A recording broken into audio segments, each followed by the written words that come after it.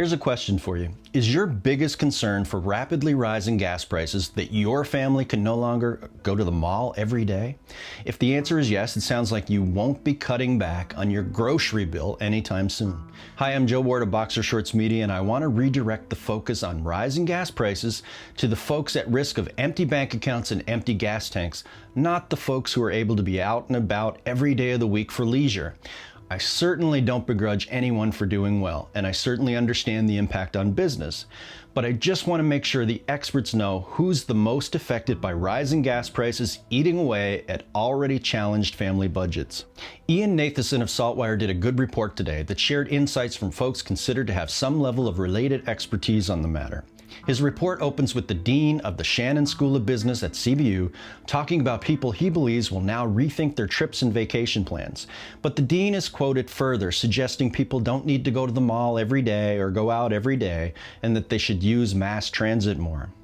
I think his advice is okay for families in Sydney who have disposable income, or those in range of public transit with enough disposable income to be out spending some of it for leisure every night of the week. The problem is that the focus audience A isn't representative of the full community of the CBRM, and B isn't the segment of folks in our community that we really need to be the most concerned for. And I should quickly remind folks once again that public transportation doesn't extend to every part of our municipality, so it's really not an option for many.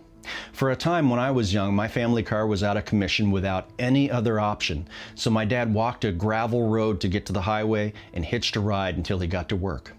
The families that are actually right at the edge of the abyss financially are the folks we need to have the most concern about in the short term. Maybe when it's time to dig in deeper to the cascading effect of rising gas prices within the supply chain and the effects on overall inflation, we can re-engage with the Dean for subject matter analysis. Fortunately, Renaud Brassard, Interim Atlantic Director for Canadian Taxpayers Federation, was thinking more along the lines of the worst possible effects of rising gas prices when he talked about people commuting to work by car for 20 to 30 minutes a day, who are now at risk of no longer affording to do so even though they have a job.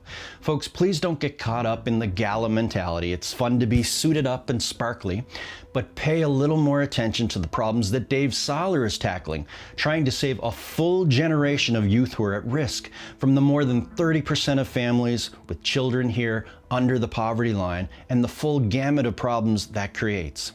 Yes, it definitely hurts when my truck fills to $140, but it would hurt even more if that $140 was all the money I had for 2 weeks of groceries. Let's keep the CBRM's demographics in perspective. Let's think about the needs of families with a little sense of priority.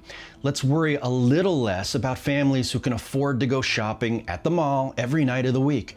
It's not that they're not impacted or that they don't matter. It's just that they're a little less likely to have an anxiety attack at the gas pump than people who are struggling to survive financially.